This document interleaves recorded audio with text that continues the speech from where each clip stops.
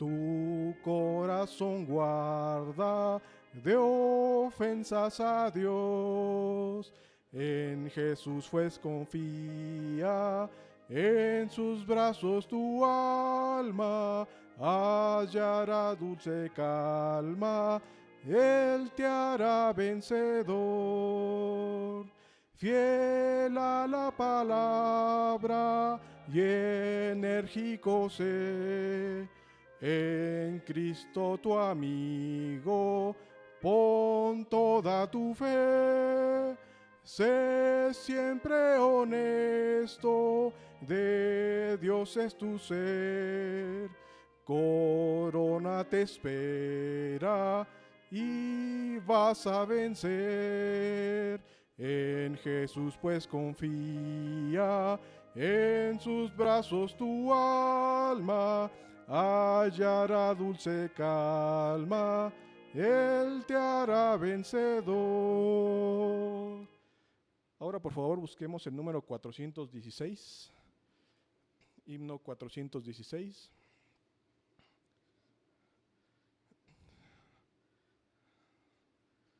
Si lo tenemos.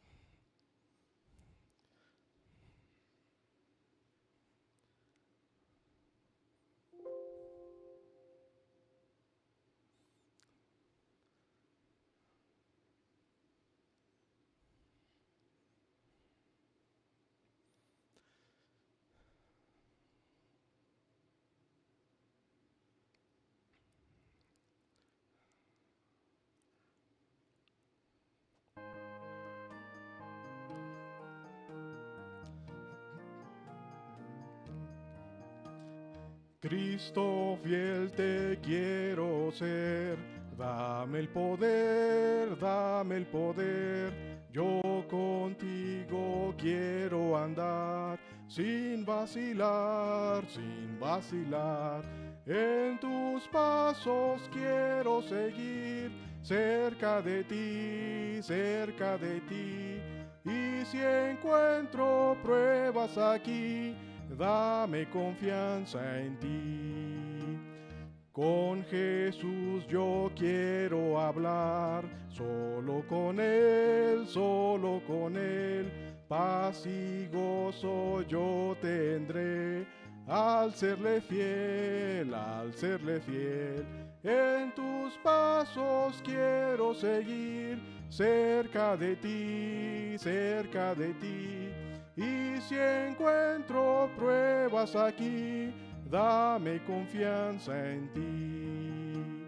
Dame ardiente corazón, lleno de amor, y tu espíritu, Señor, como guiador, como guiador. En tus pasos quiero seguir, cerca de ti, cerca de ti. Y si encuentro pruebas aquí, dame confianza en ti. Cada día quiero cumplir tu voluntad, y servirte a ti, Señor, en humildad, en humildad. En tus pasos quiero seguir, cerca de ti, cerca de ti. Y si encuentro pruebas aquí, dame confianza en ti. Bien, por último vamos a buscar el número 423.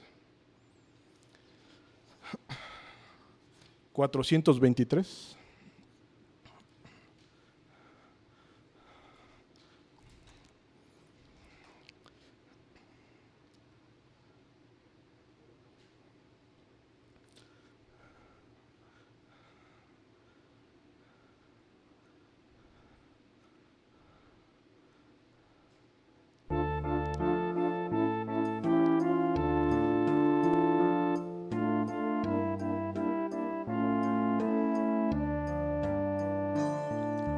Hazme un instrumento de tu paz, donde haya odio lleve tu amor, Donde haya heridas, lleve tu perdón.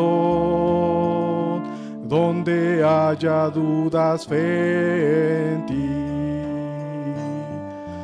Hazme un instrumento de tu paz, que lleve tu esperanza por doquier. Donde hay tinieblas, lleve yo tu luz. Donde hay tristeza, gozo en ti. Maestro, yo quisiera aprender a no ser consolado, sino consolar, ser comprendido, sino comprender, ser amado tanto como amar. Hazme un instrumento de tu paz, pues tu perdón disfruto al perdonar. Tu bendición recibo yo al dar, y vivo al morir en ti. ¿Pueden tomar su lugar, por favor, hermanos?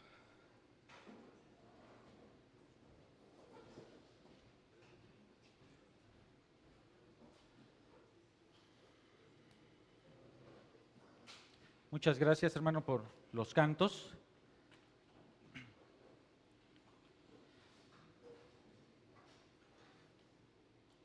Hermanos, pues es un privilegio estar compartiendo en esta ocasión este tema, y sin lugar a dudas que el Señor es bueno porque nos instruye con fidelidad, con claridad, con ternura sobre cómo debemos de vivir la vida cristiana. Este tema en particular me ha hecho mucho bien a mí.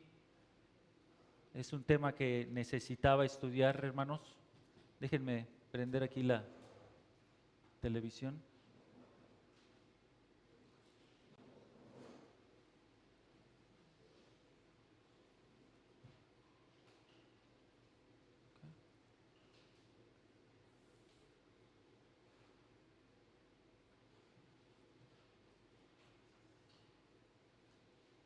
Muy bien, solamente es para estar ahí. Ustedes tengan su Biblia en mano, hermanos. Siempre es preferible tener su Biblia en mano. La tecnología ya saben que es re infiel. Y vamos a hablar hoy de la fidelidad. Pero la tecnología no tiene nada que ver con eso, hermanos. Así que vayan por favor a Primera de Corintios capítulo 6, Primera de Corintios capítulo 6, y vamos a estar estudiando los versículos 18 al 20, esta última sección. Nuestra conferencia se llama Huye de la fornicación, huye de la fornicación. Y vamos a estar observando, hermanos, 3 razones por las cuales debemos de huir de la fornicación. Esta sección de Primera de Corintios capítulo 6, versículos 18 al 20, es la bisagra que une la instrucción negativa, todos los capítulos del 4, 18 hasta este momento, es una instrucción negativa. Y hay algunos temas que se están repitiendo constantemente, como la arrogancia y el pecado sexual. Son los 2 temas principales que existen en esta sección. Del 4:18 hasta el 6:20 son los 2 temas que están enfatizando, la arrogancia y el pecado sexual.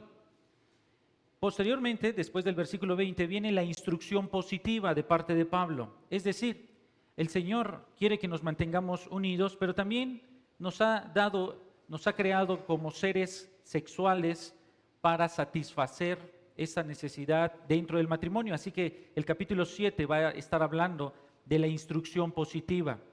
Mientras tanto, viene entonces la última parte de esta instrucción negativa. Lo que debemos de quitar de nuestra vida es lo que aparece ahí. Observen por favor ahí en 1 Corintios entonces, 1 Corintios 6:18 en la Biblia de las Américas dice: huyan de la fornicación. Todos los demás pecados que un hombre comete están fuera del cuerpo, pero el fornicario peca contra su propio cuerpo. ¿O no saben que su cuerpo es templo del Espíritu Santo que está en ustedes, el cual tienen de Dios, y que ustedes no se pertenecen a sí mismos? Porque han sido comprados por un precio. Por tanto, glorifiquen a Dios en su cuerpo y en su espíritu, los cuales son de Dios. Vamos a hacer una oración, hermanos. Padre, te rogamos que la instrucción que vamos a escuchar de tu palabra, de tu voz escrita, rompa nuestros corazones, Señor, y desnude nuestros corazones y que nos dé ánimo, Padre, que nos confronte, que nos instruya sobre cómo debemos de vivir, particularmente en contra de este pecado, cómo debemos mortificar a este pecado. En nombre de tu Hijo amado te lo pedimos. Amén, Señor. Bien, hermanos, entonces, como he mencionado, vamos a ver 3 razones por las cuales debemos de huir de la fornicación. Claro que el simple hecho de la palabra ya nos está diciendo que deberíamos de huir. La fornicación es toda aquella práctica sexual fuera del matrimonio, fuera de los parámetros que el Señor ha establecido dentro del matrimonio. El doctor Mayhew al menos resume 4 principios en los que se debe de hacer la práctica sexual dentro del matrimonio, y esto es la relación íntima, la satisfacción sexual. Y el primer principio que él dice es que sean casados, que sean casados. Así que debe de estar casado con el registro civil, que es la autoridad que tenemos actualmente. El segundo principio que él da es que sea un hombre y una mujer, un hombre y una mujer. Esto descarta, y obviamente está respaldado por la Escritura, descartando todas estas perspectivas culturales actuales. En tercer lugar, que sea con limpia conciencia, que mientras esté haciendo el acto sexual con su esposa dentro del matrimonio, su conciencia no esté siendo ensuciada por pensamientos, por prácticas, por palabras, por intenciones diferentes, simplemente que haya limpieza en su conciencia. Y número 4, que no se lastime el cuerpo, de la otra persona y obviamente el de uno mismo. Entonces, el doctor Mayhew resume, fuera de esto, hay placer ilimitado dentro del matrimonio, placer ilimitado. El hombre y la mujer deben de disfrutar de manera ilimitada, usando su creatividad, usando sus cuerpos en toda su expresión para tener esa intimidad. Sin embargo, la fornicación es buscar esa satisfacción fuera del matrimonio, fuera de estos estándares que el Señor ha establecido.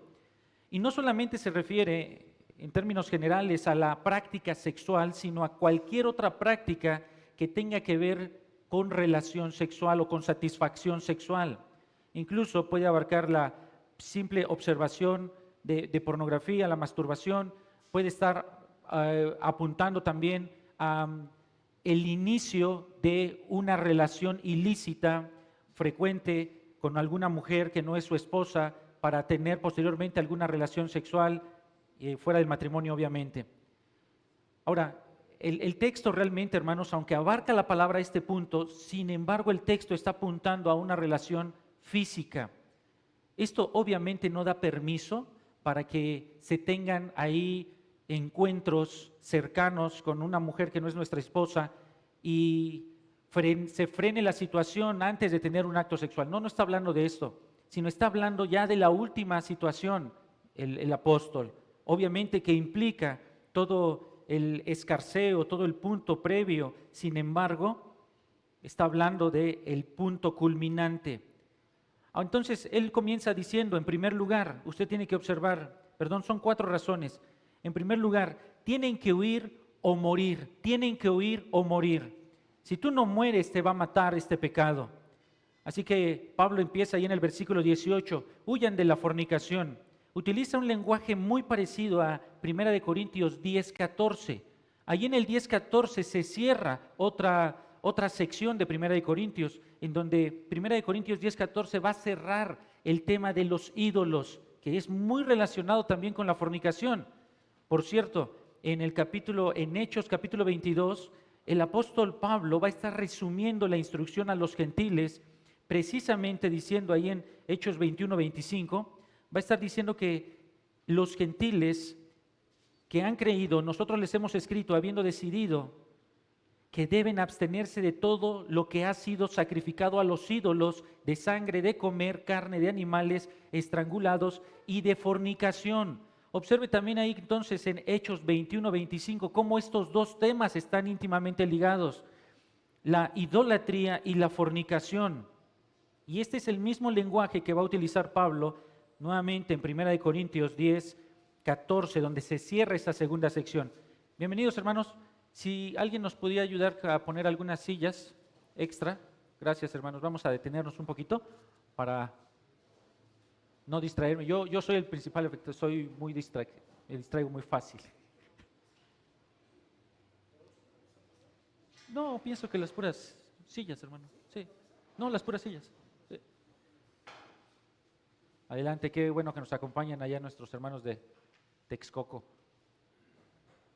Sublime gracia. Nada más enviaron a la avanzada, ¿verdad? Al hermano Martín. Adelante, por acá hay otras sillas. Con confianza, por favor, siéntense. Gracias a nuestros fieles hermanos.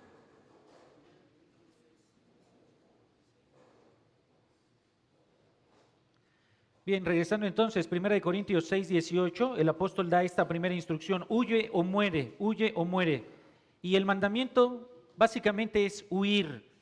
Y se podría traducir o se podría entender como si Pablo estuviese diciendo: esto tiene que ser un hábito en tu vida, tienes que estar huyendo constantemente. Algunos consideran, hermanos, que Pablo da por sentado, más bien, Pablo está dando por sentado algunos puntos en esta afirmación. Y tenemos que entender que Pablo está entendiendo que todos tenemos residuos de pecado en nuestra vida. Todos tenemos residuos de pecado en nuestra vida. Ya sea que tengan mucho tiempo de cristianos o sean nuevos en el cristianismo, tienes residuos de pecado en tu vida. Y Pablo está dando por sentado que estás teniendo tentaciones sexuales. No es sabio ni prudente el fingir que no estamos teniendo tentaciones sexuales. Ocultar esa tentación, negarla en tu propia vida, será una cuestión que te debilitará o no te pondrá tu conciencia alerta. Así que Pablo está dando por sentado, existen estas tentaciones y existen en todo ambiente de tu vida. Bueno, en la mayoría de los ambientes de tu vida. Estás viviendo tentación sexual a diario y algunas son más intensas, otras son menos intensas. Y Pablo entonces da por sentado esta tentación que es latente en nuestra vida. Siempre habrá oportunidades para ejecutar una tentación sexual, siempre, hermanos. Y no podemos hacer vista gorda de esto. Simplemente es un hecho del cual Pablo ha tomado esa realidad y por eso está dando el mandamiento. Ahora, por otro lado, otro aspecto que Pablo da por sentado es que Cristo nos ha salvado, pero no solamente en el aspecto espiritual, hermanos. Él ha salvado y nos va a redimir con un cuerpo glorificado. Mientras tanto, Romanos 12:1 en adelante, dice que nuestro cuerpo tenemos que presentarlo como sacrificio vivo. También en Romanos 6 dice que nuestro cuerpo ha muerto al pecado y que tenemos que presentar ahora nuestros miembros, a los miembros como instrumentos de justicia. Esto significa que no podemos estar pensando que solamente mientras estemos orando, mientras tengamos una comunión con el Señor, que eso será suficiente. Pablo está dando por sentado, hermanos, no finjan demencia, no bajen la guardia. Tu cuerpo es el medio a través del cual tienes una adoración a Dios. Es con el cuerpo con el que estamos cantando al Señor. Es con el cuerpo con el que estás leyendo. Es con el cerebro físico con el que estás interpretando lo que estás leyendo. Es con el cuerpo con el que glorificas, con el que sirves, con el que hablas, con el que te relacionas con las personas. Es con el cuerpo con el que te relacionas con el Señor a través de su creación y con la palabra.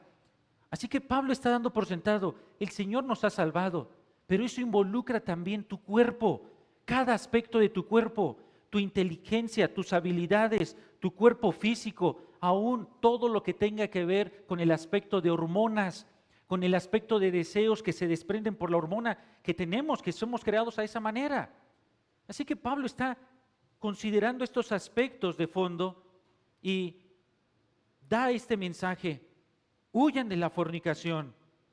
Los padres de la iglesia, los primeros padres de la iglesia, comparaban este mandamiento con el Antiguo Testamento, con Génesis 39.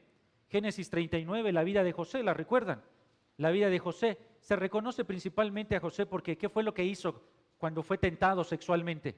¿Qué fue lo que hizo? Huyó, ¿verdad? Huyó. Pero es muy interesante notar, hermanos, el contexto. me parece, lo que he podido entender, que la prueba más difícil de José es esa, la tentación sexual. Y lo encuentro corroborado por la gran cantidad en el capítulo 39 de Génesis. Ustedes pueden ir al capítulo 39, subrayen eso en su Biblia, las referencias tan insistentes de Moisés por afirmar la relación que José tenía con Dios. Observen, él ya está siendo ahí en el capítulo 39 esclavizado. Dice en el versículo 1, cuando José fue llevado a Egipto, Potifar, un oficial egipcio de Faraón, capitán de la guardia, lo compró a los ismaelitas que lo habían llevado allá. Y observen, primera afirmación, versículo 2, pero el Señor estaba con José. Versículo 3, no ha dicho casi nada cuando dice, vio su amo que el Señor estaba con él. Nada más hay una conjunción y dice, y que el Señor hacía prosperar. En el versículo 5 aparecen otras dos afirmaciones. Y sucedió que desde el tiempo que lo hizo mayordomo sobre su casa y sobre todo lo que poseía, el Señor bendijo. Hay un punto y seguido, la bendición del Señor estaba sobre todo lo que poseía. Así que todo lo que poseía José lo dejó en las manos de José, dice al final, porque el Señor estaba. ¿Cuántas veces se repite ahí el nombre de Jehová, oh Señor? ¿Cuántas veces? ¿En tan solo 5 versículos? 5 veces, en 5 versículos. Usted tiene que abrir los ojos cuando se repite tantas veces una palabra, una afirmación. Ahora, Moisés está siendo muy enfático en estar mostrando, esta es la relación de un hombre fiel. El Señor está y José está. Es una relación muy íntima, muy particular. Pero cuando usted sigue leyendo en el versículo 7, fíjese cómo la narrativa nos traslada a esta situación. Sucedió después de estas cosas, considerando todo ese contexto, que la mujer de su amo miró a José con deseo y dijo, acuéstate conmigo. Ahora, no es casualidad entonces que en el contexto se repita tan enfáticamente 5 ocasiones que el Señor está con José, el Señor se está relacionando y a continuación viene esta tentación. Es como si el autor, Moisés, nos estuviera preparando. Fíjate cómo actúa un hombre que está en comunión con el Señor. Fíjate cómo va a responder una persona que tiene comunión con Él. Esto no es producto de la voluntad. Esto no es producto simplemente de si lo deseo, lo voy a negar o yo puedo determinarlo detenerlo cuando yo quiera. Esto no es como Sansón, que se fue con una mujer y iba con una, iba con otra, esclavo de sus deseos visuales. Y al final, pensando que podía controlar todo jugando con Dalila, ¿lo recuerdan? Que por cierto, 5 veces está jugando con Dalila. No, córtame las cuerdas, no, ponme ahí hilos, no, ponme ahora trapos, no, ahora hazme esto y voy a perder mi fuerza. Y al final no se dio cuenta cuando el Señor se apartó de él. Aquí en este caso, muy interesante que también reiterativamente está hablando Moisés de Josué. Estaba con él, estaba con él, estaba con él, estaba con él. Y entonces viene la tentación y le dice, acuéstate conmigo, le dice la mujer. Obviamente que era una mujer atractiva, de lo contrario no habría tenido también ningún peso la tentación. Era una tentación fuerte. Sin embargo, versículo 8, él rehusó y dijo a la mujer de su amo, estando yo aquí, mi amo no se preocupa de nada en la casa que ha puesto en mi mano de todo lo que posee. No hay nadie más grande que yo en esta casa y nada me ha rehusado excepto a usted, pues es su mujer. Fíjese cómo se resume, versículo 9 al final. Entonces, ¿cómo entonces podría yo hacer esta gran maldad y pecar contra Dios? Ahora, esa es la perspectiva de un hombre que tiene comunión con el Señor. No quiere terminar su relación con el Señor. Él establece cuál es su prioridad, ni siquiera es Faraón, ni siquiera es la mujer, no es su estatus, no es lo que está ganando, ni lo que pueda llegar a perder, es su relación con el Señor. José sabía que tenía su relación con el Señor y él dice, yo no puedo hacer esta gran maldad porque es directamente atentar contra el Señor, pecar en contra de Él. Así que la fornicación no es un pecado impersonal, como vamos a ver a continuación, es muy personal, excesivamente personal, por sobre todos los pecados, es el más personal que hay. Así que en el capítulo 49 viene la evaluación de la vida de Josué. Observe por favor la evaluación. de la vida de José, capítulo 49. Acá tenemos a su padre Jacob ya en el lecho de la muerte y él está repartiendo bendiciones. Y estas bendiciones en el capítulo 49, versículo 22 de Génesis, están siendo consideradas a partir de una evaluación de lo que él ha observado, de lo que Jacob vio en la vida de sus hijos. Y observe cómo, por cierto, es la penúltima bendición, cómo evalúa a José. Rama fecunda, dice Génesis 49, 22, es José. Rama fecunda, refiriéndose a los hijos que tiene junto a un manantial. Sus vástagos se extienden sobre el muro. Eso significa que habrá prosperidad en los planes que Dios ha dado para José. Él no va a morir, en este caso, en este sentido. Su descendencia continuará. Después describe los ataques que José hasta ese momento ha vivido y que posiblemente va a seguir viviendo. Los arqueros, y observe, 3 ataques continuos, incisivos. Los arqueros lo atacaron con furor, lo asaetearon y lo hostigaron. 3 énfasis constantes. Lo atacaron, le dieron saetazos, lo hostigaron. Ahora, los propósitos de estos ataques en la vida de José aún se pueden observar cuando él es joven y sus hermanos lo venden. Aún se puede observar ahí en la situación de Potifar. Aún se puede observar en la situación cuando está en la cárcel y no lo quieren soltar. Y tantas otras vivencias que no están registradas en la Escritura. Pero, ¿por qué sobrevivió este hombre? La intención era aniquilarlo, era matarlo, era separarlo del Señor y matarlo, que muriera. Versículo 24, pero su arco permaneció firme y sus brazos fueron ágiles por las manos, número 1, del poderoso de Jacob. El Señor le estaba protegiendo con fuerza. Número 2, de allí es el pastor. Un cuidado tierno, un cuidado constante, personal. No solamente el Señor es fuerza incontenible, sino es un cuidado personal e íntimo. Y además dice, número 3, la roca de Israel. Este es un refugio seguro. Así que, ¿por qué este hombre se pudo mantener frente a esa tentación? Por una comunión íntima con el Señor, representada por esas 3 palabras. Él es el poderoso, Él es el pastor, Él es la roca de José. Así que cuando ustedes regresan a Primera de Corintios, capítulo 6, versículo 18, es la misma palabra, huyan de la fornicación. Ahora Pablo no está citando a José directamente, pero están estas verdades de fondo. A nosotros no nos ha sobrevenido ninguna tentación que no sea humana. Fiel es Dios, dice 1 Corintios 10:13, y es la misma descripción que hace Génesis 49. Así como el pecado sexual vino como una prueba fuerte en la vida de José, hermanos, en su vida vendrá la tentación sexual contra ustedes y será una prueba determinante. Así como en la vida de José, es la manera en cómo respondió él, hermanos, en esa prueba determinó cómo iba a ser usado como instrumento en las manos de Dios. De una manera parecida en nosotros, la manera en cómo estemos enfrentando las pruebas, las tentaciones sexuales, podrán estar mostrando la orientación de cómo seremos, de qué tanta calidad seremos de instrumentos de Dios en su iglesia.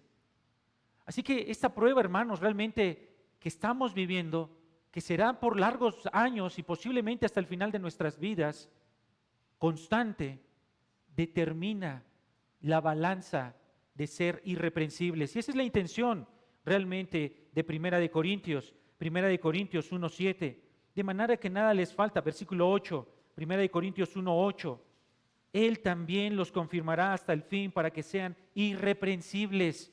No solo los pastores, se refiere a todos. Dios exige que seamos irreprensibles y esto determina en muchos sentidos la balanza de esta calidad. ¿Cuál es la dirección de nuestra vida? Así que por esta razón Pablo está diciendo, huyan de la fornicación, huyan de esto. Y comienza a explicar en este primer punto todos los demás pecados ahí en 1 Corintios 6:18, Todos los demás pecados que un hombre comete están fuera del cuerpo. Un especialista en algunas cartas de Pablo llamado Barrett comenta que posiblemente esta afirmación los corintios la utilizaban para justificar sus pecados. Ellos decían, pues al fin y al cabo todos los pecados de un hombre están fuera de nosotros, podemos cometer cualquier pecado mientras nuestra mente esté bien y estemos bien en comunión. Pablo utiliza esa afirmación y la trae para argumentar por qué debemos de huir de la fornicación. Y él hace una comparación con la fornicación y todos los demás pecados. Ahora, Pablo no está dando permiso de pecar, ni está disminuyendo la gravedad de los pecados. El pecado más insignificante merece la condenación eterna. El pecado más insignificante llevó a Cristo a la cruz a morir por sus súbditos. El pecado más insignificante merece una eternidad en la condenación.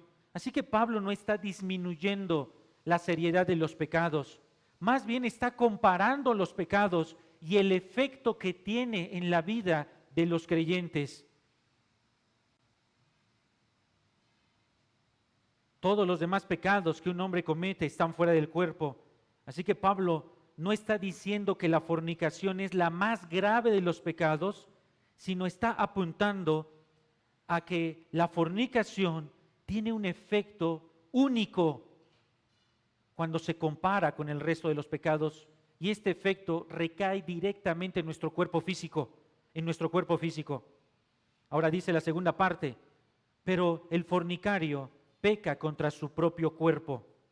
Aquí la fornicación no solamente, como decía hace un momento, es el acto de cometer, es el grupo de pecados que viene ahí, que está en el paquete como una cápsula, y hay una unidad de nuestro cuerpo con nosotros mismos. Nosotros somos personalidad dentro de corporada, somos personalidad incorporada. Experimentamos, como decía hace un momento, la gracia de nuestro Señor en nuestro cuerpo, en el cuerpo donde experimentamos la vida, la enfermedad, el gozo, la sexualidad. Entonces, no es que tengamos cuerpos, somos cuerpo y espíritu, somos personalidad incorporada. No es que nuestro cuerpo sea simplemente parte de nosotros, más bien, no es una sección, somos espíritu y cuerpo, hermanos. Somos una unidad en espíritu y cuerpo. Por consiguiente, la fornicación no se queda simplemente en el cuerpo. Afecta el cuerpo tanto como que afecta el espíritu. Y tenemos que tomar un poquito de contexto de ahí de capítulo 16, 6 de Primera de Corintios para entender esto. Por ejemplo, en el versículo 15, Pablo va a explicar, versículo 15, 6, 15 de Primera de Corintios, para entender cuál es el efecto de la fornicación en tu cuerpo. Observa, ¿no saben que su cuerpo son miembros de Cristo? ¿Tomaré acaso los miembros de Cristo y los haré miembros de una ramera? De ningún modo. Ahora entonces, Pablo está diciendo que tenemos una relación con Cristo, somos unidos a Cristo, somos injertados a Cristo según Romanos 6:5. En otras palabras, de manera espiritual fuimos injertados, pero eso implica también nuestro cuerpo. Así que cuando algún cristiano fornica, no solo es él, sino que es Cristo con él. El punto entonces es que la fornicación, hermanos, conecta a Cristo con una prostituta. Entiéndase prostituta en el concepto bíblico de cualquier mujer profesional o no profesional que tiene relaciones ilícitas con un hombre que no es su esposo. Y ahí también cae la categoría de hombre que fuera del matrimonio comete adulterio. Así que el punto que está manejando en el versículo 15, la teología de la sexualidad bíblica es, ¿no saben que sus cuerpos son cuerpos de Cristo? Hemos sido injertados. De ahí la necesidad de presentar nuestros cuerpos en servicio. ¿Por qué creemos entonces que Dios va a resucitar nuestro cuerpo y nos va a dar cuerpos nuevos? Si no es porque la salvación involucra también el cuerpo físico. Si no, entonces, ¿por qué es que la eternidad será una eternidad con un cuerpo físico? delante del Señor. Porque nuestro cuerpo actual, hermanos, tiene que servir como preámbulo de las glorias venideras, del servicio que daremos a nuestro Señor en la eternidad. Así que la fornicación hace que pongamos al Cordero sin mancha, que quita el pecado del mundo, unido a la prostitución. Y por eso Pablo está diciendo, de ninguna manera puede suceder eso. Ahora, él sigue escarbando todavía más conforme vamos avanzando en el versículo 16. Y esta verdad de la unidad que claramente ha establecido en Génesis 2:24, referenciada ahí en 1 Corintios 6:16. Observen, ¿o no saben que el que se une a una ramera es un cuerpo con ella? Porque él dice y cita Génesis 2:24, los dos vendrán a ser una sola carne. Este es nuevamente el origen de esta teología de la sexualidad. El que se une con una prostituta es uno con ella. El resultado es que si uno se hace amante ilícito, también hace a Cristo amante ilícito. Ahora, como seguiremos estudiando mientras avanzamos en este libro, Dios no está prohibiendo el placer sexual. Antes bien, en Génesis lo manda y en 1 Corintios 7 lo exige. Y en 1 Corintios 7 aún establece la subordinación del hombre para dar placer sexual a su esposa, independientemente si lo quieras o no. Pero él está hablando aquí de una relación fuera del matrimonio y él está diciendo, esto no puedes hacer a Cristo partícipe de una fornicación. Está dando la dirección a la única situación en donde realmente la sexualidad es placentera, aceptable y aún para gloria de Dios es en el matrimonio. No hay otra opción, gracias a Dios. No hay más, hermanos.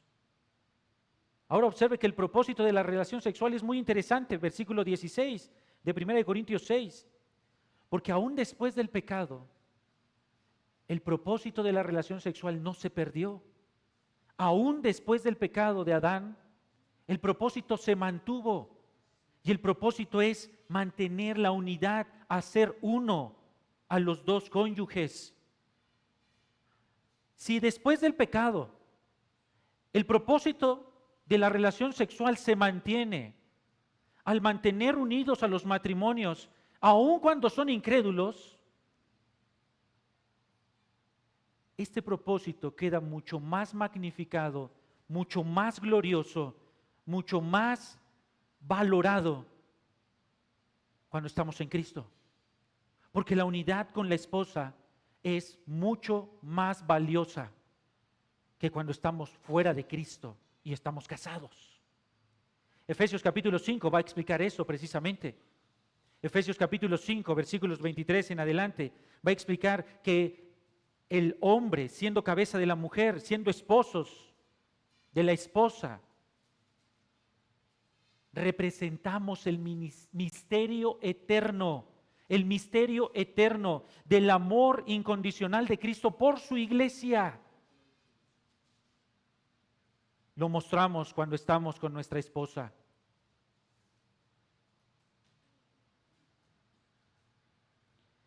El marido es cabeza de la mujer y comienza a explicar.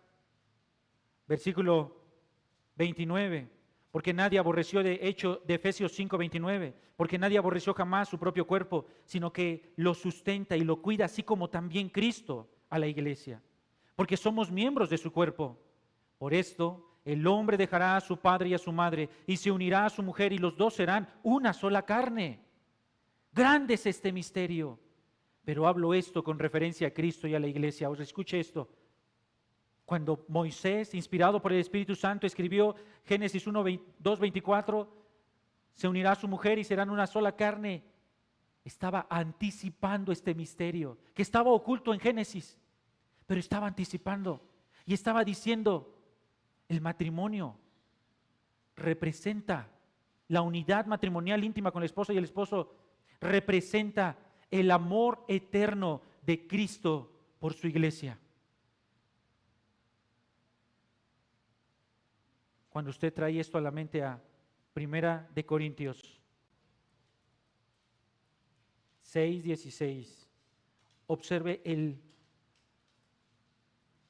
impacto que tiene esta realidad.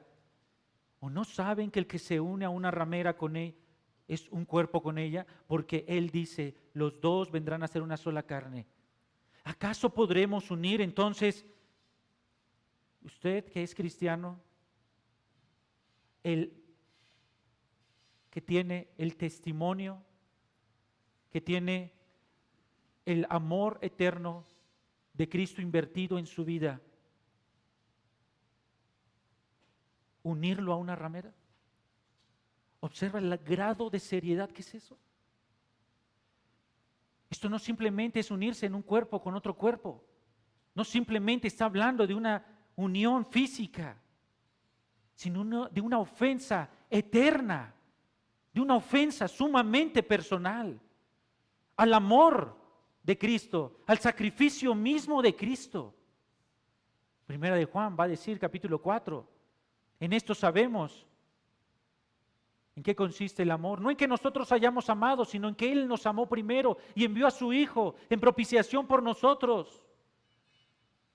Y que nosotros tomemos ese amor y lo hagamos partícipe de una fornicación. Aun cuando nuestra relación con Cristo es espiritual, Pablo está hablando que tiene implicaciones claramente físicas y nos relacionamos con Dios juntamente con nuestro cuerpo, adoramos, como mencionaba hace un rato. Así que no es cuestión de una unión física, simplemente, de una unión con otra persona. Es hacer partícipe a Cristo en algún sentido de este pecado. No simplemente espectador, sino manchar su propio sacrificio en nuestra vida. Ahora, hay un elemento más. Tenemos que huir de la fornicación porque es una unión física, es una unión con otra persona. Hacemos a Cristo partícipe de esta unión, pero hay una cuestión más y es una cuestión de subordinación. Observe 1 Corintios capítulo 7, versículo 4. 1 Corintios 7, 4. La mujer no tiene autoridad sobre su propio cuerpo, sino el marido. Y asimismo el marido no tiene autoridad sobre su propio cuerpo, sino la mujer. Por lo tanto, la unión sexual tiene que ver con subordinación. ¿De quién es tu cuerpo? Es lo que está en el fondo. ¿Quién es tu Señor? ¿Quién es tu autoridad?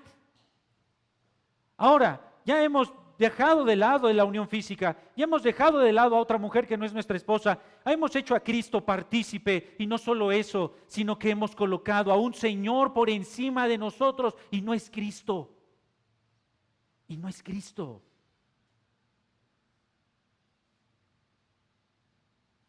Este acto no simplemente es una traición con el cónyuge, es una traición con nuestro propio Señor.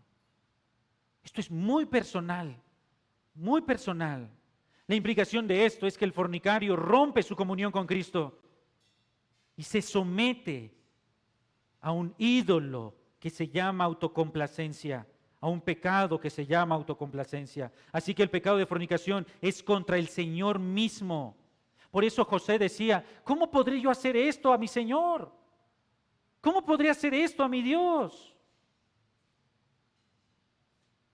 El momento en que pecamos sexualmente, rompemos esa unidad, no solo con nuestra esposa, sino con Cristo mismo. El cuerpo que debería de servir a nuestra esposa, lo ofrecemos como servicio a la lujuria para el Dios fornicación, del cual hemos establecido un monumento en nuestro corazón. Segunda de Pedro 2:19 explica, ahí en las letras de rojo que tienen, un esclavo, mientras que ellos mismos son esclavos de la corrupción, pues uno es esclavo de aquello que lo ha vencido. Uno es esclavo de aquello que lo ha vencido. Si hemos sido vencidos en este pecado, ese es nuestro Señor. Ese es nuestro Señor. El pecado sexual. Entonces, número 4, número 5, no solamente se trata de nuestra esposa, estar con una mujer diferente, hacer a Cristo partícipe, ponernos a un Señor por encima de Cristo. Se trata de una propiedad legal, de una propiedad legal, de autoridad, de quién, a quién pertenecemos. Si Cristo nos ha comprado, somos de Él y no tenemos propiedad sobre nosotros mismos. Nuestro cuerpo está bajo autoridad del Señor y este es el punto número 2. ¿Por qué debemos de huir de la fornicación? Y he mencionado en primer lugar, huye o muere. Huye o muere. Porque significará que si somos esclavos de ese pecado, nunca seremos de nuestro Señor. Nunca fuimos de nuestro Señor. Número 2, ¿por qué debemos de huir? Porque no nos pertenecemos. No nos pertenecemos. Observen versículo 19 de Primera de Corintios. Primera de Corintios 6:19. Primera de Corintios 6:19. ¿O no saben que su cuerpo es templo del Espíritu Santo que está en ustedes, el cual tienen de Dios, y que ustedes no se pertenecen a sí mismos? Cada palabra, entonces, Pablo aquí está construyendo razón, la segunda razón por la que debemos de huir. Y Pablo estaría preguntando, ¿o acaso tienes duda? ¿No sabes que tu cuerpo es templo del Espíritu Santo? Podría también plantearse esta pregunta, en caso que niegues que la fornicación te afecta en algún sentido, ¿realmente no sabes que tu cuerpo es templo del Espíritu Santo? Así que esto significa que el Espíritu Santo está presente en tu vida, en tu cuerpo, de manera individual. Y en el capítulo 3 habló que somos cuerpo colectivo, como iglesia del Espíritu Santo. Como colectivo no podemos estar dividiéndonos, no podemos estar ahí tirándonos y diciéndonos, yo soy mejor, yo soy de Apolos, yo soy de Cefas, yo no tengo maestro, soy discípulo de tal. No podemos hacer eso. Somos un solo cuerpo y como solo cuerpo que somos la iglesia, somos templo del Espíritu Santo, pero también de manera individual. Ahora Pablo nos está diciendo, de manera individual, tu cuerpo físico, ¿no sabes que es templo del Espíritu Santo? Somos templo del Espíritu Santo. Tal como dice en Primera de Juan 4, a Dios nadie lo ha visto jamás. Ahora, si a Dios nadie lo ha visto jamás, ¿cómo es que las personas se pueden dar cuenta de la realidad de Dios? Y ahí en Primera de Juan capítulo 4 dice, si nos amamos unos a otros, Él permanece en nosotros. En otras palabras, la manera en cómo movemos nuestro cuerpo, nuestros miembros, cómo actuamos, cómo reaccionamos, cómo respondemos, cómo miramos, cómo actuamos, cómo servimos. Estamos mostrando a las personas, mira lo que Dios puede hacer en la vida de un hombre arrepentido. Dios es real. Este era un egoísta, un amador de sí mismo, un mentiroso, un hipócrita, y ahora ama a las otras personas. El Espíritu Santo es espíritu y no tiene cuerpo, pero ustedes son el cuerpo del Espíritu Santo, en cual se encuentra. Calvino dijo, si el Espíritu Santo no está en los corazones del creyente, el sacrificio de Cristo es inútil. El sacrificio de Cristo no tiene efecto en la vida de las personas si el Espíritu Santo no realiza esa operación de imputar la justicia de Cristo en la vida de la persona. El sacrificio de Cristo es perfecto, absolutamente perfecto. Pero si la obra del Espíritu Santo no toma al incrédulo y renueva su corazón y lo lava, el sacrificio de Cristo no tiene efecto. Es el Espíritu Santo el que lava, el que regenera, el que hace nacer de nuevo por la obra de la palabra de Dios en nuestros corazones, junto con el Espíritu Santo. El Espíritu Santo no es un llavero, no es un adorno, no es un requisito. El Espíritu Santo es Dios, Espíritu Santo, quien hace la obra de regeneración en nuestros corazones. Por eso dice Romanos 8:9. Sin embargo, ustedes no están en la carne, sino en el Espíritu, si en verdad el Espíritu de Dios habita en ustedes. Pero Si alguien no tiene el Espíritu de Cristo, el tal, ¿qué cosa? No es de Él. Simplemente no es de Él. Porque el Espíritu Santo, hermanos, es el que aplica, es el que quita nuestra suciedad y se la ha puesto en el sacrificio de Cristo. Y es el que pone su justicia en nuestras vidas. Ezequiel 36, 22. El nuevo pacto. Por tanto, dile a la casa de Israel, así dice el Señor, no es por ustedes, casa de Israel, que voy a actuar, sino por mi santo nombre, que han profanado entre las naciones a donde fueron. Y observen esto, versículo 23, Ezequiel 36, 23. Vindicaré la santidad de mi gran nombre profanado entre las naciones, el cual ustedes han profanado en medio de ellas.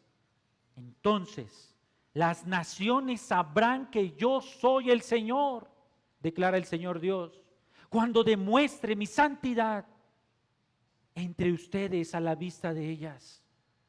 Observe la tremenda responsabilidad, el tremendo propósito que Dios establece en sus hijos. Vindicaré mi santidad entre las naciones. Ellas, las naciones, verán mi santidad cuando me muestre entre ustedes. ¿Cómo será eso? ¿Estando todo el día en la iglesia? ¿Hablando siempre con la Biblia? Puede ser que algunas de esas prácticas sean piadosas, pero observe lo que dice, versículo 25, entonces los rociaré con agua limpia y quedarán limpios de todas sus inmundicias y todos sus ídolos los limpiaré. Número 1, ¿cómo va a restaurar? ¿Cómo va a vindicar Dios su santidad entre las naciones? Va a seleccionar a unos y nos va a limpiar y nos ha limpiado, como ha dicho Pablo. Versículo 26, además les daré un corazón nuevo y pondré un espíritu nuevo dentro de ustedes. Versículo 27, pondré dentro de ustedes mi espíritu y haré que anden en mis estatutos y que cumplan cuidadosamente mis ordenanzas. ¿Sabe cómo Dios está vindicando su santidad en este mundo de pecado, de decadencia, lleno de libertinaje? Cuando la vida de un creyente obedece a Dios, muestra la santidad del Señor, muestra la regeneración que hay en su corazón por la obra interna del Espíritu Santo. Versículo 29, los libraré de todas sus inmundicias, incluyendo la fornicación, la mentira, el orgullo. Versículo 31, entonces se acordarán de sus malos caminos. ¿Está usted acordando de sus malos caminos? De sus obras que no eran buenas. Y se aborrecerán a ustedes mismos por sus iniquidades y por sus abominaciones. Usted tiene, si tiene el Espíritu Santo del Señor, si Él mora en sus corazones, este es un breve camino que debe de estar, la dirección que debe llevar nuestra vida. Hemos sido limpiados, como dice Pablo también, allí en 1 Corintios 6, y esto eran algunos de ustedes, pero fueron lavados, fueron santificados en el nombre del Señor Jesucristo y en el Espíritu de nuestro Dios.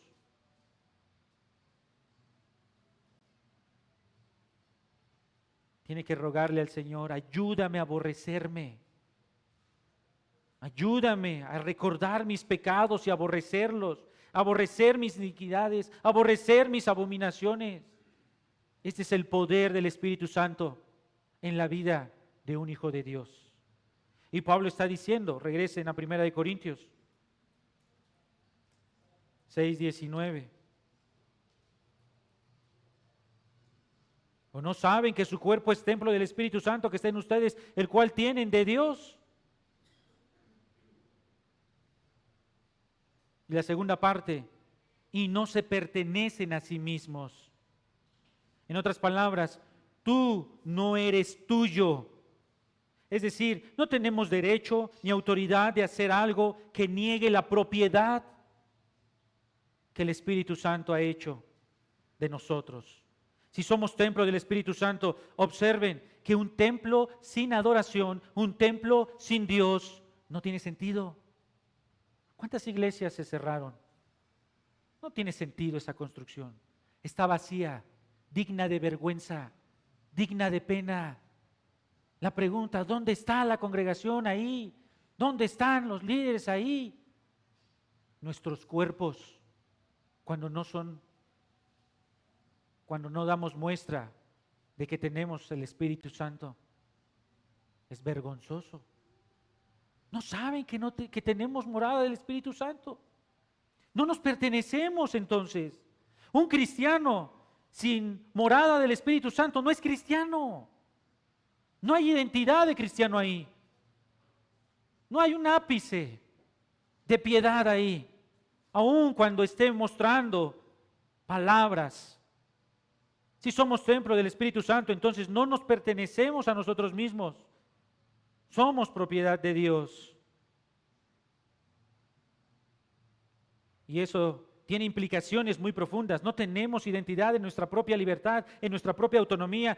Somos hombres de Dios, ¿no es verdad? Y si no es verdad, tiene que clamar al Señor. Esto es un duro golpe a nuestro orgullo, a nuestra arrogancia. En el contexto inmediato, Pablo ha estado hablando de la arrogancia.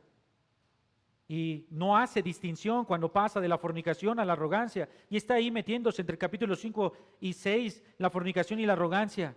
Un fornicario tiene que ver con la arrogancia, como veíamos hace un momento. La respuesta de Pablo a todo esto es: no somos dueños de nuestra vida. Observe 1 Corintios 7:22. 7:22. Ya estando en la sección positiva, él dice la misma instrucción, porque el que fue llamado por el Señor siendo esclavo, hombre es del Señor. De la misma manera, el que fue llamado siendo esclavo, esclavo es de Cristo. Ustedes no fueron comprados por precio. No se hagan esclavos de los hombres. El punto ahí es que nuestra definición, independientemente de cuál sea nuestra situación, somos de Cristo. Él es nuestro dueño. Él es nuestro dueño. Así que, en segundo lugar, no somos dueños, no nos pertenecemos. Número tres, fuimos comprados. ¿Por qué no nos pertenecemos, Pablo? Porque fuimos comprados y por eso debemos de huir de la fornicación. Fuimos comprados, versículo 20, 1 Corintios 6:20. Porque han sido comprados por un precio. Él pagó el precio del rescate, y no solo de nuestras almas, sino de nuestro cuerpo. Fue la muerte del Hijo el costo de nuestra liberación de nuestros pecados. 1 de Pedro 1:18 dice esto: ustedes saben que no fueron redimidos de su vana manera de vivir heredada de sus padres, con palabras, con cosas perecederas como el oro o la plata, sino con sangre preciosa, como de un cordero sin tacha y sin mancha, la sangre de Cristo. Fuimos comprados por Dios a través de la sangre de Cristo. Así que esa es la razón por la cual no nos pertenecemos. No tenemos derechos, no tenemos títulos para exigir la independencia del uso de nuestro cuerpo, más allá de lo que Dios manda. Fuimos esclavos, como dice ahí 1 Corintios capítulo 6, versículo 9. Los de inmoralidades, de idolatrías, de adulterios, de afeminados, de homosexualidades, de siendo ladrones, avaros, borrachos, difamadores, estafadores. Pero habiendo sido algunos de nosotros algunas de estas cosas, somos limpios, somos rescatados por Dios. Cuando Dios nos compró, no nos dejó en un campo de diversiones, no nos dejó en una discoteca, no nos dejó en una fiesta, no nos dejó con los amigos, con los cuates, no nos dejó en un campo libre. Fuimos trasladados del reino de las tinieblas al reino de Cristo. Observe Colosenses 1:13. Porque Él nos libró del dominio de las tinieblas y nos trasladó al reino de su Hijo amado. Leyó ahí bien la palabra reino. No existe un tiempo neutral. No existe un tiempo, un lugar neutral.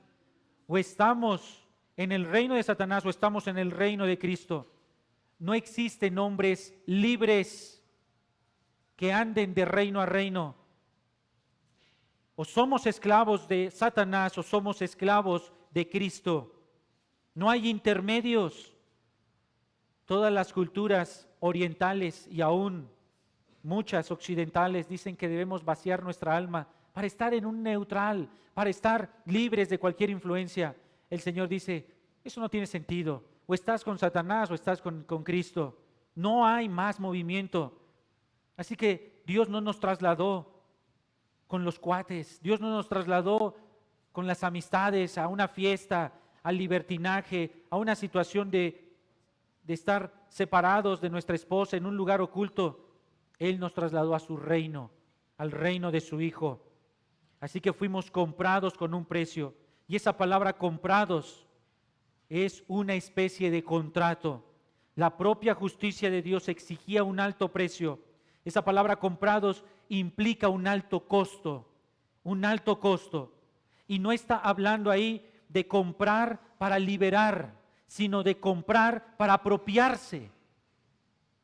Un comentarista llamado Tyson dice, la imagen enfatiza principalmente la nueva propiedad y en segundo lugar un acto costoso por parte del nuevo propietario que hace que el creyente sea legítima y contractualmente de aquel a quien el creyente pertenece ahora. Así que no hay campo neutral en esto. No lo ha existido ni lo existirá. No hay un proceso de ahora sí soy cristiano y después no, o fui cristiano hace 20 años y después me eché un clavado al mundo. Es que nunca lo fue, nunca lo ha sido, o es o no es. Un paralelo muy interesante es Oseas capítulo 3. Oseas capítulo 3. Observe cómo describe Oseas 3 esta relación de Dios con Israel. Entonces el Señor me dijo, ve otra vez, ama a una mujer amada por otro y adúltera. Así como el Señor ama a los israelitas, a pesar de que ellos se vuelven a otros dioses y se deleitan con tortas de pasas. Versículo 2 describe lo que Oseas hizo. La compré pues para mí por 15 siclos, 171 gramos de plata y un homer y medio, 330 litros de cebada. Y le dije, te quedarás conmigo por muchos días, no te prostituirás, ni serás de otro hombre, y yo también seré para ti. Así como Pablo exhortó a los corintios a no ir tras las prostituciones, Oseas también en el versículo 3 ordena a Gomer, su esposa, que no fuera una prostituta. No debe ser más una prostituta. Y de una manera similar ahora Dios nos exhorta, hermanos, no seamos lo que fuimos, no seamos lo que fuimos. Al igual que Oseas, Pablo también basa el mandamiento en la relación que tenemos con Dios. Gomer era la esposa de Oseas, Oseas era el esposo de Gomer. Y después de haberla comprado del mercado de esclavos, Oseas le dice ahí en el versículo 1, ámala. Entonces el Señor ve otra vez, ama a una mujer amada por otro y adúltera. Y así como el Señor ama a los israelitas, a pesar de que ellos se vuelven a otros dioses y se deleitan en tortas, y ámala. Y Pablo está diciendo, nosotros, adelante, pueden pasar, nosotros somos Gomer, nosotros somos Gomer. Y Pablo, como si estuviera siendo Oseas, él está diciendo, estoy viniendo por ustedes y estoy amándolos en el nombre del Señor. No sean lo que fueron. Esto llega a nuestro corazón, hermanos. Así como la marca principal del amor de Oseas a Gomer fue rescatarla de su prostitución y que ella ya no se prostituyera más. Ahora Pablo nos está diciendo que la marca principal en nosotros del amor de Dios es que nos ha amado tal como fuimos, para que ya no nos prostituyamos, para que ya no andemos en este pecado. Esa es la marca principal del amor de Dios en un varón particularmente, hermanos. Observe nuevamente el versículo 1 de Oseas 3. Como el Señor amó a los israelitas, de la misma manera ahora nosotros, amados del Señor, después de que caímos en pecados, en placeres, somos amados por el Señor, comprados por sangre. Y recibimos estas palabras de Cristo, pronunciadas por Oseas a Gomer del 3:3. Y le dije, te quedarás conmigo por muchos días. ¿Escuchó bien eso? El Señor hablando a sus corazones. Te quedarás conmigo por muchos días. No te prostituirás, ni serás de otro hombre, y yo también seré para ti. Este es nuestro llamado. Comprados por la sangre de Cristo, no nos pertenecemos. Después de este gran amor, no tenemos derecho, no tenemos reclamo, no tenemos excusa, no podemos sino guardar nuestros cuerpos de la fornicación. Así que, ¿por qué debemos de huir de la fornicación?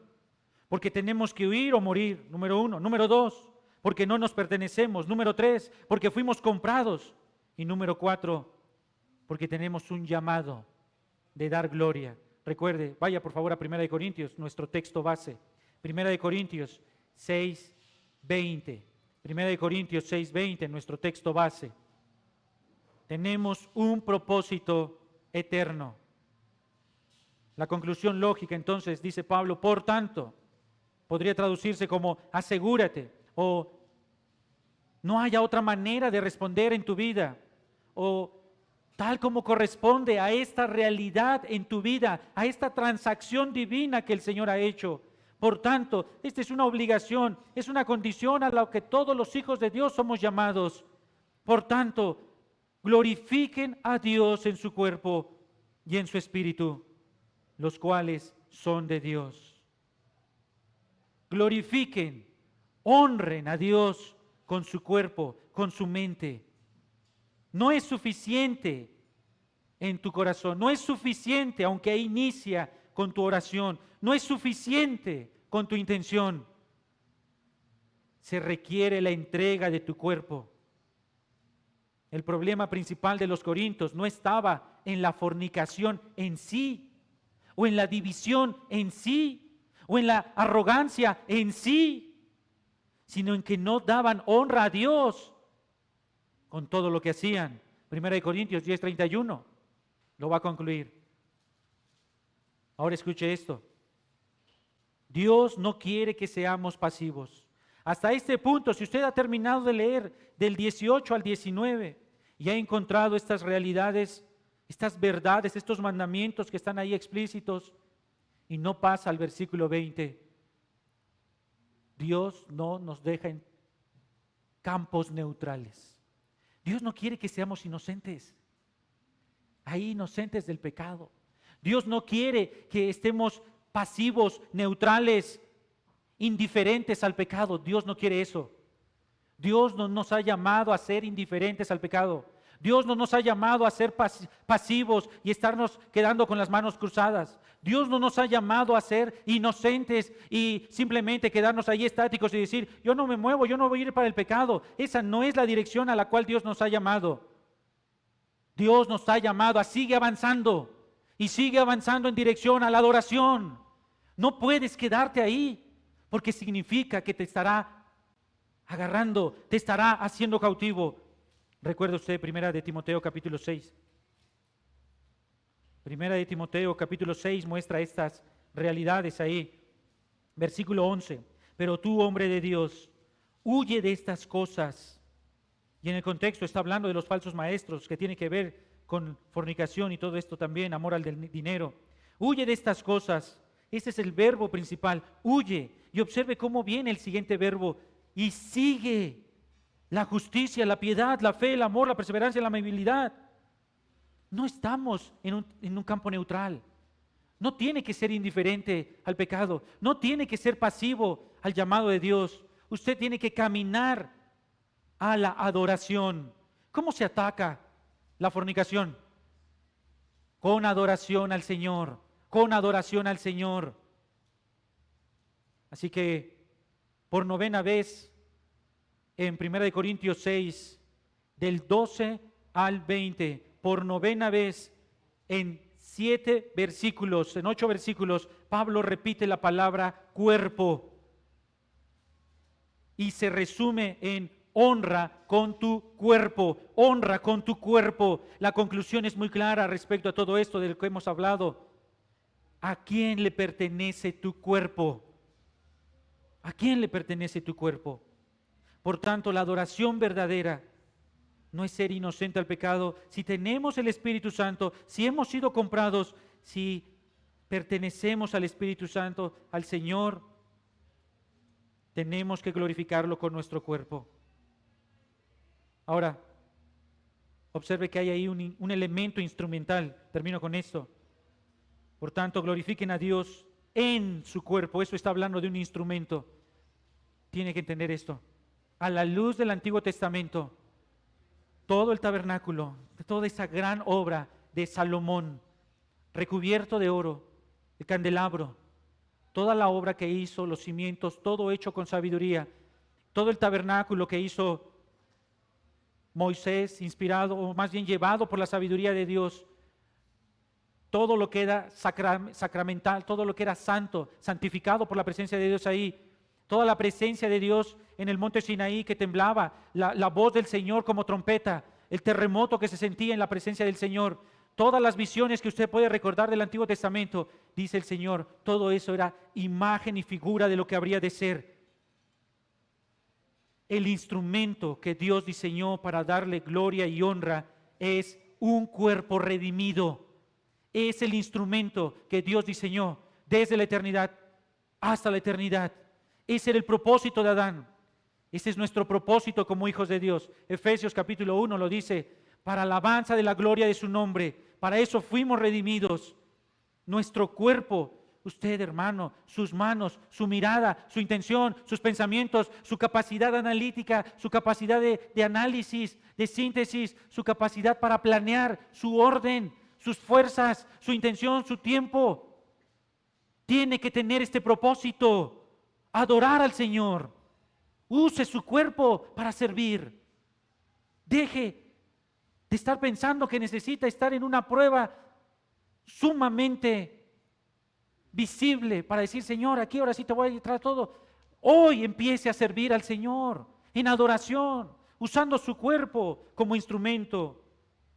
Es asombrosa la manera en cómo Romanos capítulo 6 describe esto.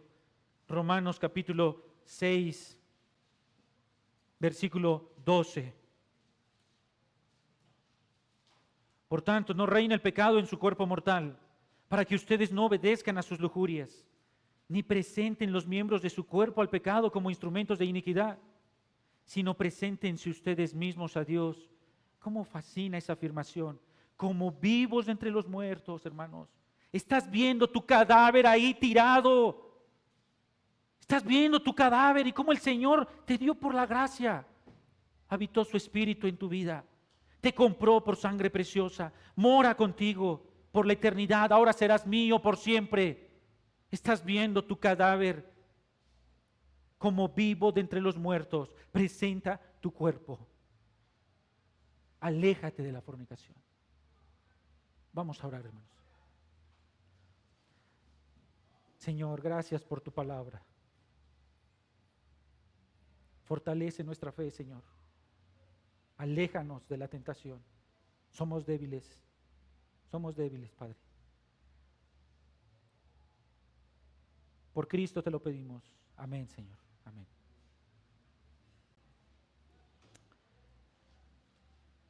Hermanos, déjenme entonar, hermano Abel, vente. Déjame entonar unos cantos, por favor. Acá.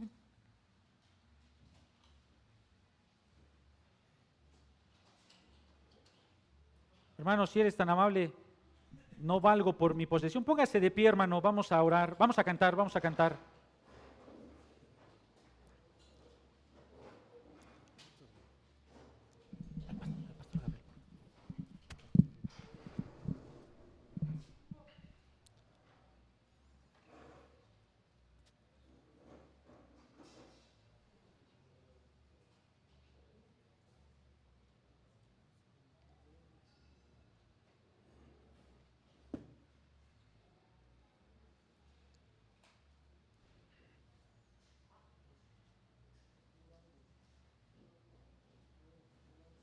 No valgo por mi posesión.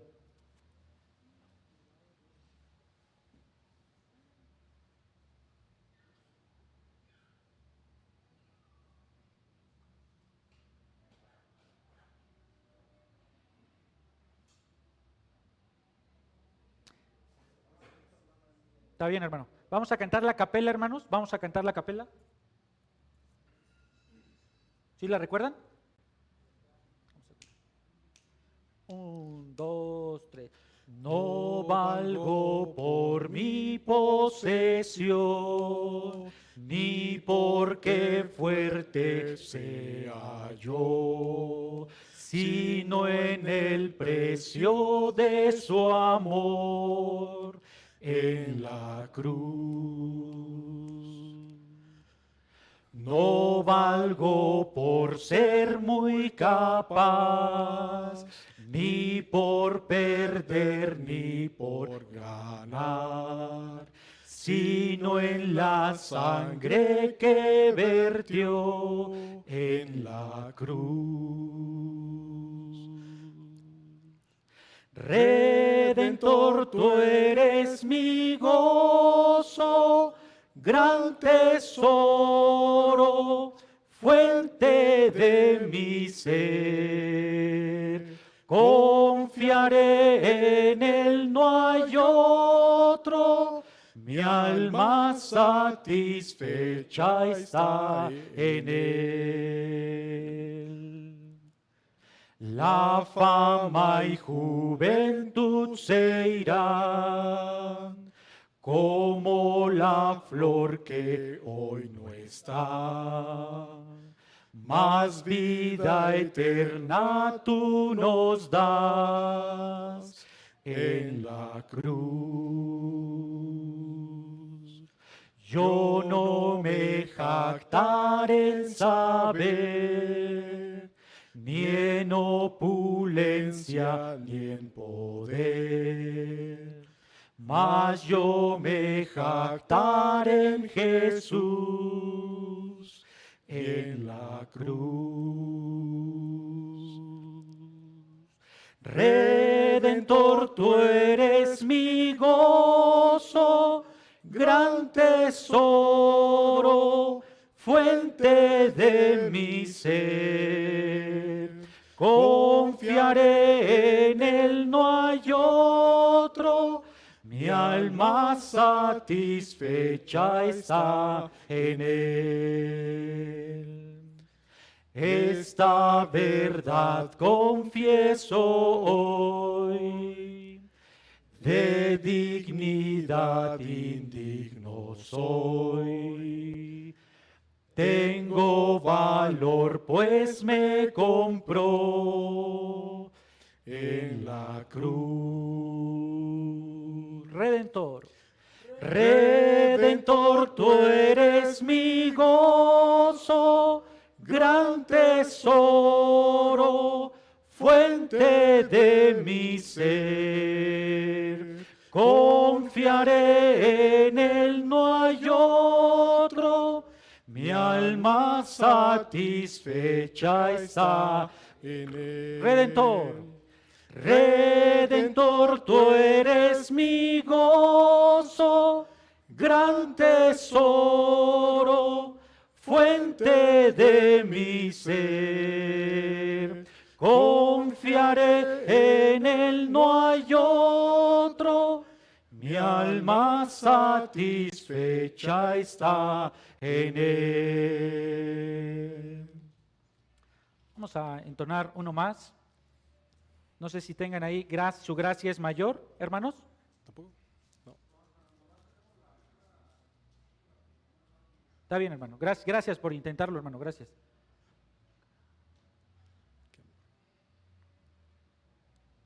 Bueno, vamos a dejarlo porque esa no me acuerdo. No sé si quieres uno más. Vamos Nuestro a hermano Abel. tomar sus himnarios, por favor.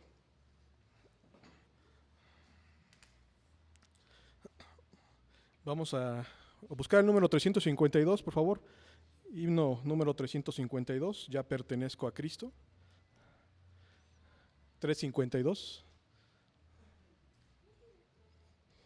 352.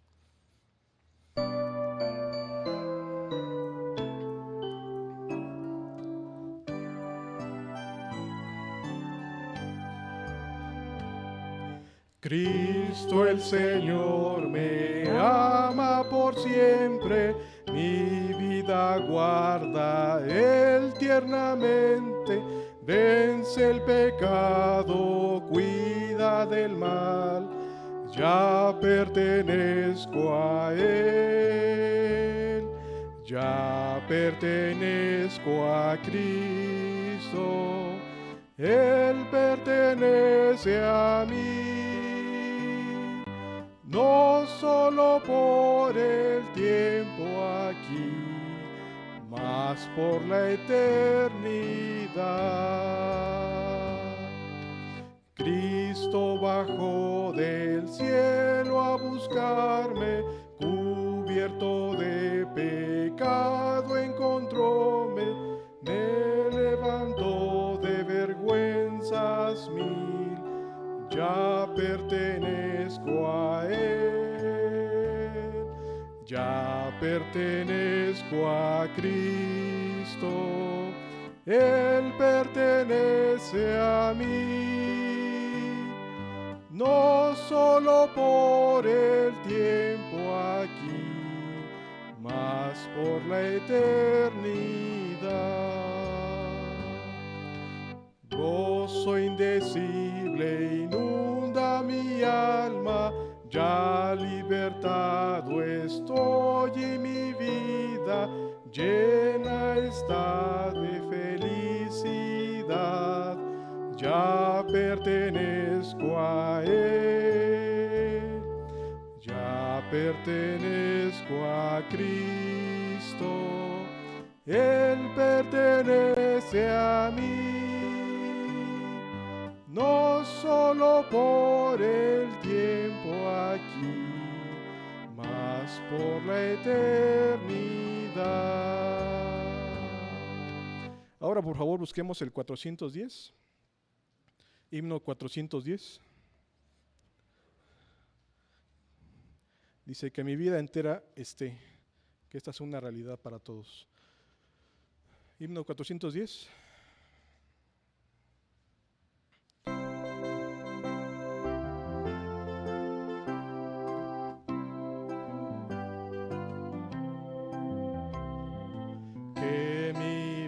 Entera esté consagrada a ti, Señor, que a mis manos pueda guiar el impulso de tu amor. Lávame en tu sangre, Salvador, límpiame de toda mi maldad. Traigo a ti mi vida para ser Señor, tuya por la eternidad. Que mis pies tan solo en pos de lo santo puedan ir, y que a ti, Señor, mi voz se complazca en bendecir. Lávame en tu sangre, Salvador, límpiame de toda mi maldad. Traigo a ti mi vida para ser Señor, tuya tuya por la eternidad. Que mi tiempo todo esté consagrado a tu loor. Que mis labios al hablar hablen solo de tu amor. Lávame en tu sangre, Salvador. Límpiame de toda mi maldad. Traigo a ti mi vida para ser Señor tuya por la eternidad. Toma, oh Dios, mi voluntad y hazla tuya nada más. Toma así mi corazón, por tu trono lo tendrás. Lávame en tu sangre, Salvador. Límpiame de toda mi maldad. Traigo a ti mi vida para ser Señor tuya por la eternidad. Toma tú mi amor que hoy a tus pies vengo a poner. Toma todo lo que soy, todo tuyo quiero ser. Lávame en tu sangre, Salvador. Límpiame de toda mi maldad.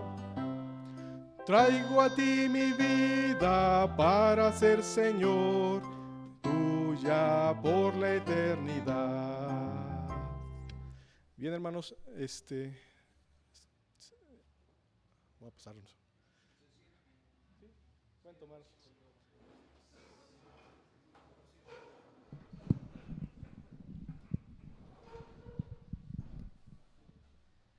Buenas tardes, hermanos. Gracias.